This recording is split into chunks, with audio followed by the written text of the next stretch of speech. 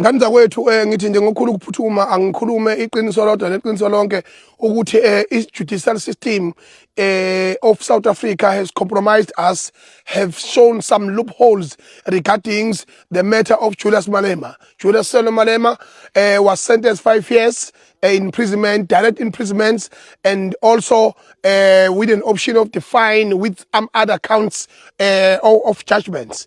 Of sentencing. So leyo nto leyo iyodwa ikhombise ngokusobala ukuthi vele lo mfana wasiqhumisa isibhamu ke bukhoma edakwe utshwala futhi ngaphekwa lokho akazange uhloniphe umphakathi wase-Eastern Cape, akazange uhloniphe umthetho weyibhamu zaseNingizimu Afrika. Nathi sinama bodyguard futhi nami ngathatha isibhamu ngide ngidubule noma kanjani yabona ngabe indaba zalutho phakathi kwabantu kuyirally. That was a highest of ukuphula umthetho leyo nto ngithi ke mina njengamanje u-Department of Justice Minister of Justice in this country akasichazele ukuthi njengoba kunabafowethu abaningi kangaka nabo abanawo amandla abasemajele abafisa aphila ama-sentence abo kodwa bona batholakala behleli phakathi ejele bebonele phakathi ejele imindeni yabo inawo amandla ukuthi banga-aphila yigwebo zabo first time offenders kodwa akaze kuze kwenzeke akwazi ukuze kwenzeke okunjani lokhu okwenzeka overnight angalali ngisho lodwa ilanga ejele thina salala ejele ubaba uZuma walala ejele wahlala inyanga after iminyanga kade isipende ejele. So yonke le nto leyo ikhombisa ngokusobala ukuthi umthetho walelo lizwe ubiased, umthetho namehlo, umthetho okwazi ukubuka ukuthi ungubani wakwabani holder yiphi position. Ekubeni asinawo umlando walabo bantu besempini oMalema akazi lutho nomfana ngisho ipolitiki wayimukela njengesinkwa. There is no heroism in his blood. There's nothing, zero.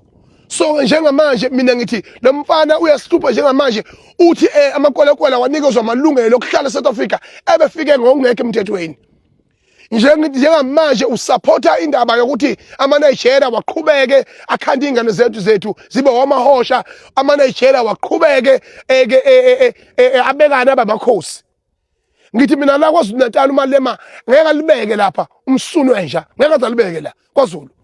Ngamxosha laqala wafika ngenkani waqhaza amafinyile angazi ukuthi uzoyifuna ukubonanike uMalema this time. Ngithi mina uMalema umuntu nje okuthiwa owe-EFF lapha KwaZulu ayiphele into ethu i-EFF la KwaZulu ngoba iyihlazo futhi iyisici ke siyamasha thina against abantu obokufika abamoshayo abaze bathuka ingane zethu beyibiza ngamavila. Ebengakafiki laba bantu kulelizwe sasiphila ngani sasilinyelwa ubani kodwa namhlanje kuthiwa thina singabavila kusho le ngulube nale poqoqoqo lele ngathi hawu lenkomazi yayifela ewuswamizi ithi abantu bayavila bavela bakwenze njani ngoba uhulumeni abadala ukuthi abantu bebengabe nayo ichoice ngaphandle kokuthi bahlale ekhaya.